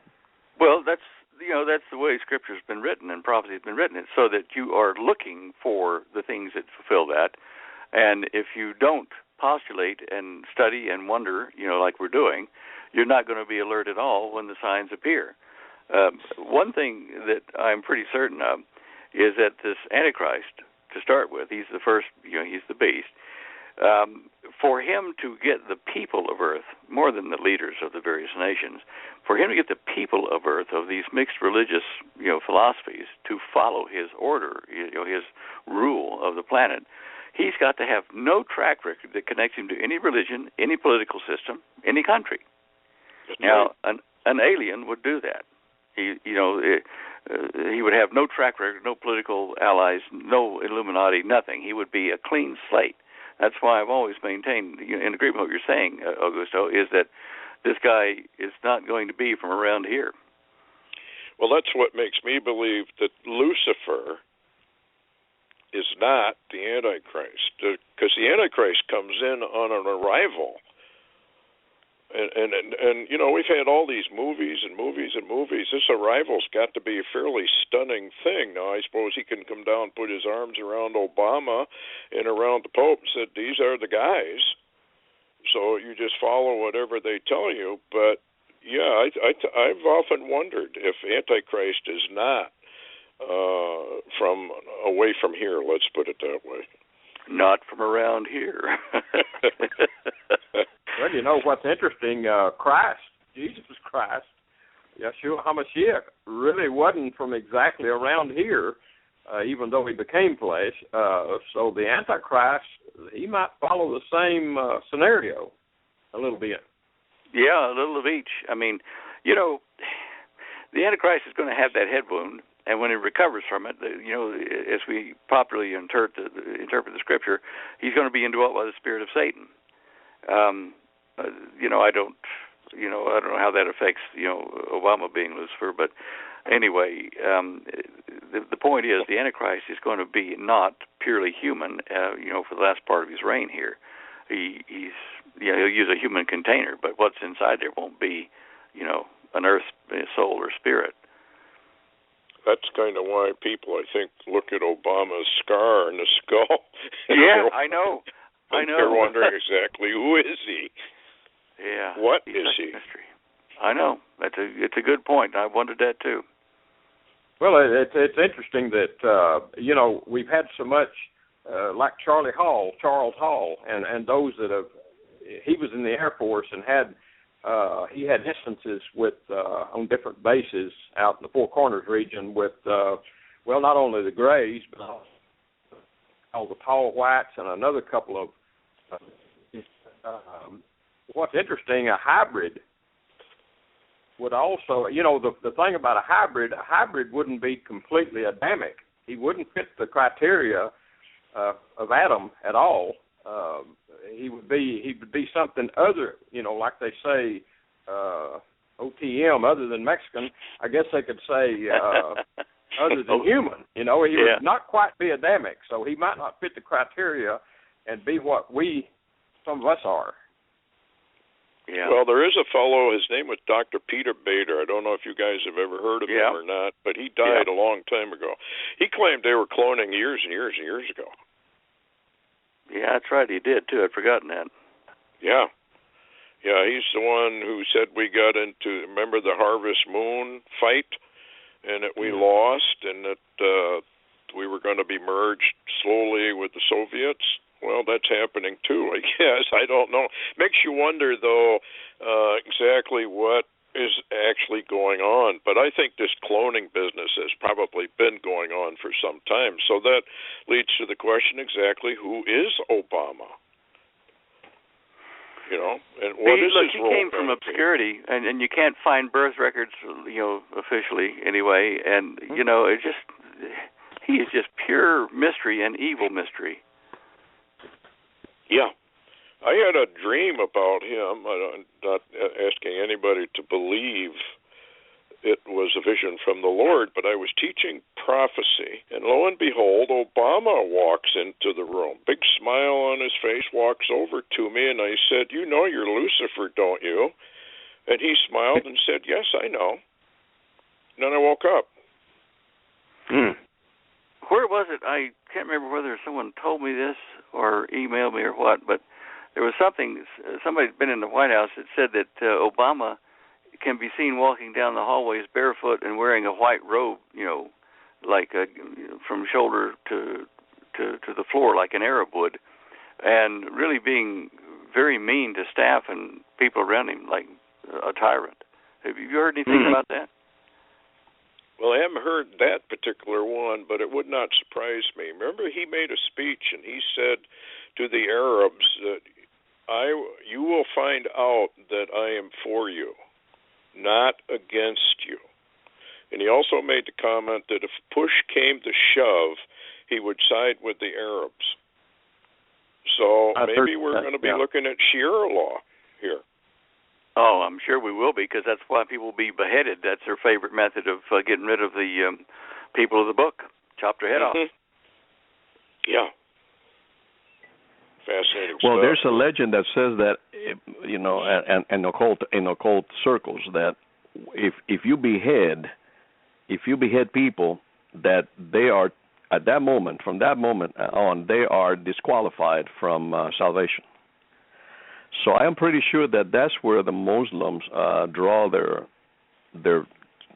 head chopping technique, because there is a legend in the occult world, and in many of these circles that beheadings, a person that is beheaded is not allowed to be saved. It's there's so much going on, but there's an obscure passage in Daniel 11. Verse 39, and I know you did some research on this, Stan, that talks about, it says, "Thus shall he do in the most strongholds with a strange God, whom he shall acknowledge and increase." And but then, he won't worship that. He won't worship that God. He'll just acknowledge him. He will acknowledge him. So, but it says it's a strange and alien God. Mm-hmm. So could that be a god not from this earth, or maybe an Atlantean god, or that sort of thing? Maybe I think it's Satan. I think it's Lucifer in some form, but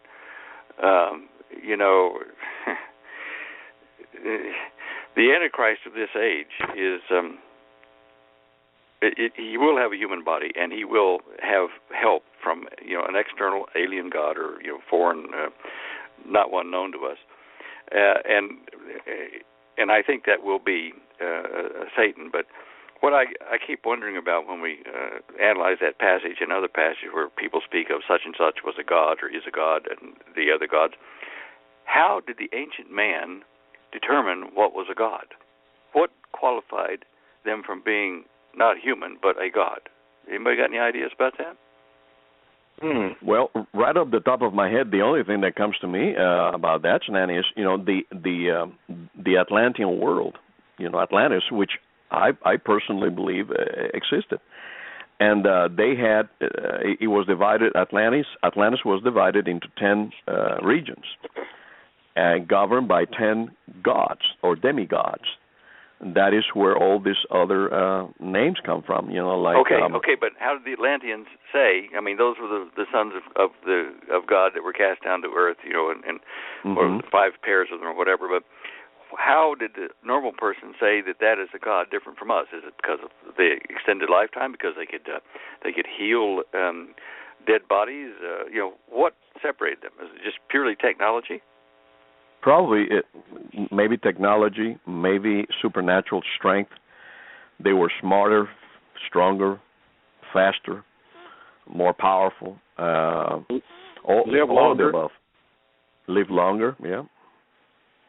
Their stature. So then an alien or foreign god could be a being with better technology and better magic than our technology knows about at this point, in medicine and engineering and whatever. Mm-hmm. Yeah, that's probably what it is, too. Yeah. He's a god of forces, too.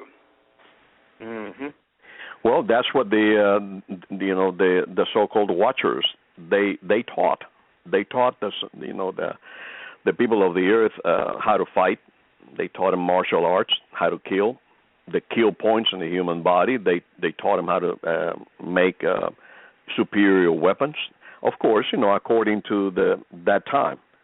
Today, they certainly have the technology and the know-how to provide them, with sophisticated weapons. Which, by the way, I believe CERN is part of it, along with many of these space-based weapons that they are developing, probably already have in place.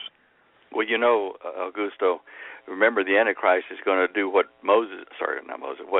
King Solomon did when he dedicated the first temple. He's going to put a sacrifice out there, and then he's going to call fire down from the heavens to consume the sacrifice in the sight of the men of Israel. Well, the Antichrist is going to do that same thing in the presence of the men of the world. He doesn't say Israel; it just says of man. And he's going to call lightning or fire or laser to come down out of the heavens and strike a target, and people will go, "Oh, wow, that's big magic, right?" And when you talk about all those things being in orbit and space-based weapons, hey, a lot of those could do it. Well, don't we have the TR-3B? I've got a video that I saw that a Marine took of this triangular craft. It went over a Taliban place, hovered there, and just blew it to smithereens, and then sort of vanished. So actually, I looked at that video and analyzed it. I'm not too sure, but what that was a bit of photoshopping for a movie promo. Oh, okay. Yeah, I studied on that one for several days, trying to figure out if that was real or not. But we do have triangular-shaped craft. I'm not denying that, but I don't think that video was really real. Well, that's interesting because look, this is the thing, Stewart. Graphics, and computer-generated imagery is so sophisticated now. It's getting very hard to tell what's real and what's not. Yes. I mean, yeah. So I could be wrong. I mean, I used to teach this at university, computer graphics, and relying on old knowledge I had, which is probably outdated now with what they can do, is how I made my decision on that. But whatever. I mean, I know we have advanced technology, just huge amounts of it, because I was in the program. But well, how advanced are we, do you think? Well, after 1976, 77, when we were kicked out of a lot of the underground bases that we had built for Satan and his minions, the fallen ones, to help them build manufacturing capabilities for the weapons and stuff they need to fight Jesus with. After that, I'm not sure how much we were allowed to do, to develop. When Satan's crew turned on us, a lot of people died, and a lot of their little kind of biological robots, those gray things, died. We lost. I mean, we just lost the right to secretly conduct research and develop technology unless Satan approved of it. And that might be one of the reasons, the United States is still functioning, is that he has complete control of our administration and, what we can say and not say. And so any development that we do is really satanic development. And so when you say, are we more advanced than that, I think Satan is for sure. And he used our technology and our help to set up a base of operations and manufacture, or several of them on the planet, because when he was kicked out of the heavens, I'm sure he wasn't allowed to pack a bag of technology. He had to develop his own stuff here to fight Jesus with in this universe. Okay, so what they're really getting ready for is Armageddon. Yeah, absolutely. Okay, I got a question for you then, if that's true, which I believe it is. Is there any possibility the insiders at CERN keep talking about time travel? And if you watch a lot of these movies, it's all about going back to the past to change the future. They keep saying they're out of time. They're coming up on the end. They're rushing hard to maybe break through a portal or time travel. There's two ways you could eliminate the problem. One would be to go back and skew the timeline, if they could do it. Of course, you and I know that the Lord would not allow that, but that doesn't mean they wouldn't try it, right? True. There is a mechanism whereby time and the events of time can be seen from a stationary point, like God looks at the past, the present, and the future all as one thing. Mm-hmm. And he can reach in and pluck the little components like on a slide carousel, and say, I'll change that slide so it'll change the storyline and all the slides that follow. But any of that's going to be done has already been done. I mean, we're living the final product of all the manipulations of time in the past. But I do think God is in charge of that. And the CERN experiment definitely is probably trying to open up a portal between parallel universes, and that's been stated in some of the papers written by the people doing the experiments over there. Mm-hmm. Whether they believe they're going to be able to alter events by time or not is another issue. They'd be operating on a kind of modernized version of what Einstein predicted as far as wormhole technology. Right. Where you have the time dilation factor, but I don't think that they will be able to go back and alter events in the past. They'll try, but I don't think they'll be able to do it. Well, I hope. Well, they couldn't anyway, because in Bible prophecy wouldn't be true either. So God couldn't allow that to happen. Right. So yeah, interesting. Well, one thing I would ask you, Stan, too, is Augusto had a guy by the name of Bob Fletcher on a couple of 3 weeks ago or so, and he was an insider, and of course he talked too about Augusto had a experience about a so-called Death Star weapon, and Bob Fletcher began to talk about something. I think, Augusto, am I right, about something like a particle beam weapon that is out in space may have capability of destroying a planet? Well, actually, yeah. Actually, he said that it's already deployed, and I had no idea. I mean, I thought they were still working on it, and I had this experience some years ago, and in this experience I had, I was literally taken, whether it was real, whether I was taken, or whether it was a vision, I don't know. But I was in a room. And I knew the name of the hotel. In the spirit, you know these things. And the name of the hotel where this meeting was taking place was Crown Plaza. And it was a group of men there, the movers and shakers. I could tell they were very influential people, if you will, money people, very wealthy people. They were the ones that they were financing this thing, and there were other leaders of the world, but there was this main scientist that he had some kind of document in his hand, and he was talking about it to the people. And I tried to listen, and many of the things that he was sharing, it was too difficult for me to grasp. It was like above my head. Above, like they say, above my pay grade. And I consider myself very technologically savvy. I was an engineer for 10 years, so I'm no idiot. But many of the terms that he was using, I had never heard in my life. I had no idea what he was talking about. And so he held this document in his hand, and he was trying to explain to this group of people the problems that they were having. And so he passed this document around, for the people to examine. And so as they were passing it around, I waited for my turn. I was actually there, and I was a part of them. And when it came to my hands, I knew I only had a few moments because I had to pass it, and I only had like maybe less than a minute to really go through it real quick. And I flipped through the pages, and there were all kinds of graphs and equations. I mean, very, very fancy equations. I had no idea what they were. But then I came to a chapter that the title of the chapter was, and by the way, the name of the project had to do with with what Larry mentioned, with the destroyer, but it was a space-based weapon, some kind of space-based weapon destroyer. And I thought he was referring to the destroyer, to Planet X. That's what I thought it was, but it was not. It was not. And so when I read it, I found out that there was a chapter that had to do with the port, the Death Star port. And I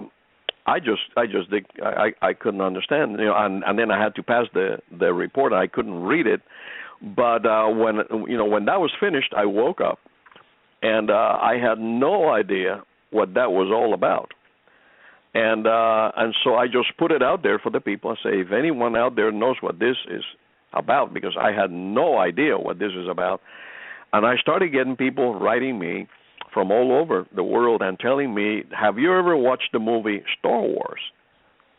And I actually had not. I said, no. And I said, you need to watch it. You need to investigate that, because they had a Death Star in that movie, and it was a destroyer of planets. And I said, how about that? So I started to investigate, and the more I investigated, I asked my son, and my son said, Dad, you've never watched that movie? I said, no. He said, yeah, there was a Death Star in the movie, and it was the destroyer of planets. And so the more I have researched this, I recently stumbled, because that's all I can say. I cannot attribute it to my genius or my intelligence. I stumbled upon it. The fact that CERN looks a lot like that Death Star. And I don't know if you guys have seen photos of the Death Star in Star Wars, but look at the picture of CERN, at the globe of CERN, and it has striking similarities to the Death Star.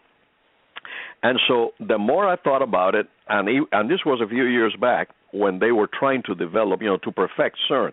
They had already developed it, and they, many, many years ago, but they were having problems with some issues there.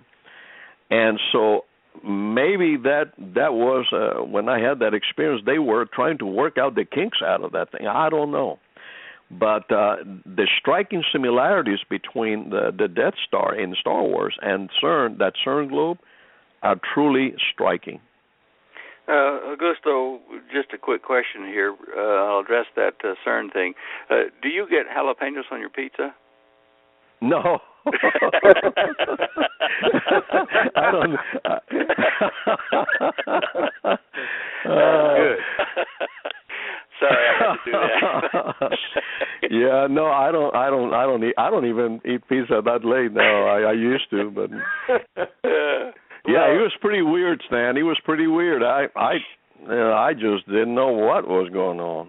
Well, I think that if they have developed or are developing such a thing that is a planet destroyer, that Jesus, God and Jesus combined are in charge of that and will not let it come to fruition, because prophecy shows the earth existing another 1,000 years in the millennial reign before not only the earth but all the universe that we know passes away, and a new earth and a new heavens replace it.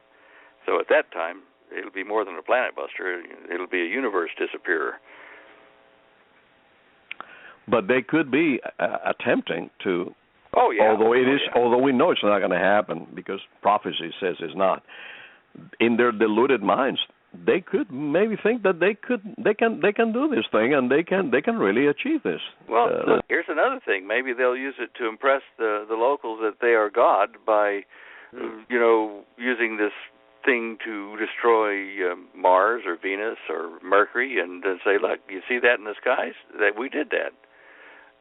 We could do it to Earth as well. That might be a symbol of their power, and so people say, oh, yeah, whatever you say, you're the man. Who can make war with the beast? It makes you think about the moon, because the Bible says the moon doesn't keep its place, and it moves. And it makes you wonder if maybe they use that as a show of force against the moon and move it over a little bit out of where it's supposed to be. Well, they might well do. They wouldn't want to move it too far, or life on Earth will cease to exist. But, it affects a lot of things in our surface here as far as weather and tides. And anyway, we are going to eventually lose the moon if it keeps on moving its orbit further and further out. It'll escape, but certainly they could move it and impress the locals. One of the things that I saw in a NASA documentary some time back was that they crashed one of the lunar orbiters after they finished taking pictures and photographs. It was just wasn't a manned unit, but they crashed it into the surface to see the results of the seismic waves and made in the surface of Moon by this little tiny spacecraft impacting. And to their surprise, for 30 minutes after the impact, the moon rang like a bell. It was like it was hollow metallic. Yeah, I can understand that in the wisdom the Lord's given me about the nature of gravity and how planets form and die. But it does seem like that there's a large empty space inside the moon. Well, that's interesting, especially with one of Mars, Phobos. That almost looks like a Death Star, an ancient one. Well, it's got one end of it has a dish-looking cavity in it. I've looked at that too. But look, the main show is going to be able to fool our best engineers, physicists, philosophers, and everything. The show is going to be really impressive, whatever they do. Yeah. Yeah, it seems like they're moving into high gear to do it, too. Oh, yeah. And well, how about if this weapon, and this is just, something I have gotten in my spirit. I have no way to prove it. But what if this weapon is to stop the Almighty when He returns? What if the whole thing is designed as a weapon against Him, Well, that could be. Satan wants to destroy the apple of God's eye, Israel. And he wants to destroy any chance of humans, being saved. Destroying the planet would be a natural way to do it, since he's got gear to get off the planet already. So maybe that threat of that weapon is what precipitates the Armageddon crisis, and God says enough is enough. You're not going to destroy Israel or my planet I've given to them, and that's it. Mm-hmm. Yeah, that makes sense. Well, if you're the Lord, you can do pretty much what you want. Well, if you peeked ahead in the script, you know exactly what to do. Yeah. Oh, Lord, I tell you what, we've just got to convince people to start thinking laterally, get out of the box, and start thinking, what the Bible is saying can actually come to pass in terms that we can understand and they can understand. Keep your eyes peeled. And, Stewart, I agree with you. I watch a lot of, movies and various types, a lot of the sci-fi stuff as well, but the patterns are there to condition people to these terrible things that might happen and to condition them to accept superpower as, like a god in essence, but, to want the 4th of July, the Independence Day movie to really be friendly aliens instead of nasty ones. And the conditioning has just been there over the last 50 years, hasn't it? Yeah, it has, and it's just been increasing and increasing. And, in fact, a lot of these recent ones where they point to 923, 924, they're talking about an arrival. Yes. So, maybe they're going to stage this Project Bluebeam, fake arrival. They may not have to do too much laser imaging in the sky. They may have the real thing and be able to land with, thousands of ships and whatever, who knows. I mean, I know how, you can use small electrogravitic craft, like 30-foot diameter UFO, you want to call it, with anti-gravity.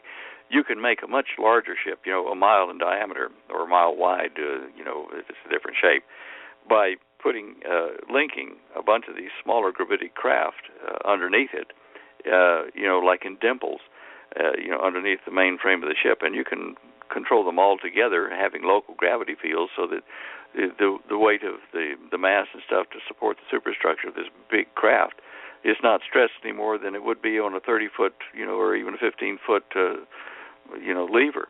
And as an engineer, then you would say, well, that's how they could make a craft a mile wide, a mile in diameter, and make it move fast, really fast. And apparently defy the laws of engineering that say that the beams that would support such a structure would fall under their own weight, much less any acceleration. But that kind of stuff, I think we'll see.